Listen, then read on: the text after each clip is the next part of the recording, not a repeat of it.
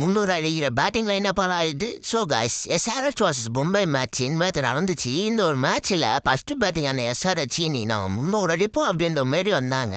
கடைசியில் பார்த்தா பவர் பிளேல 6 அடிக்கல. பவர் பிளே ஒழுங்க அவங்களோட ஃபர்ஸ்ட் 6 18வது தான் வந்துச்சு. அதுவும் அபிஷேக் சர்மா எட்டு தடவுனாங்கன்னு சொல்லணும். ஏதோ அபிஷேக் சர்மாக்கு அங்கே எங்கன்னு ஒரு பவுண்டரி வரவே ஒரு டீசெண்டாக கொஞ்சம் ஸ்கோர் பார்த்தீங்கன்னா பவர் பிளேல இருந்துச்சு. 46 என்ன ஒன்றுவே செலிப்ரேட்டாக எடுக்கல எஸ்ஆர்எச் பேட்டர்ஸ்க்கு. வந்ததும் போதமா இருந்தாங்க. கடைசியில் பார்த்தீங்கன்னா தீபக் சகார் ஓவரும் ஹார்திக் பாண்டியா ஓவரும் ஓட்டு போலக்க ஏதோ டீசெண்டாக ஒரு 160 அடிச்சாங்க. அப்புறம் என்ன ரோஹித் சர்மா ஒரு நல்ல ஸ்டார்ட்டை கொடுத்துட்டு 50 அடிக்க போறாருன்னு நினைக்க துணி அவுட் ஆகிட்டு போயிட்டாரு. அதுக்கப்புறம் பார்த்தீங்கன்னா ஒரு நல்ல பார்ட்னர்ஷிப் வந்து வில்ஜாக்ஸ் பார்த்தீங்கன்னா இன்னைக்கு ஒரு ஆல்ரவுண்ட் வந்து நிரூபிக்கிறதுமா போலிங்கும் நல்லா போட்டாரு, பேட்டிங்கும் நல்லா ஆடினாரு. அண்ட் கடைசியில் பார்த்தீங்கன்னா பாண்டியா முடிக்க சரிவா ஈஸியாக அடிச்சிருவாங்கன்னு நினச்சா ஒரு 2 ரன் அடிக்கிறது முடியும் ஏகப்பட்டு பாடுபடுத்திட்டீங்களா அவ்வளோ ஃபீல் பண்ணனா இவங்க சீக்கிரமா முடிச்சு நானே எஸ்ஆர்எச் நமக்கே இருந்திருப்பாங்க. இப்போ என்னன்னா நம்ம தான் கீழே இருக்கிறோம்.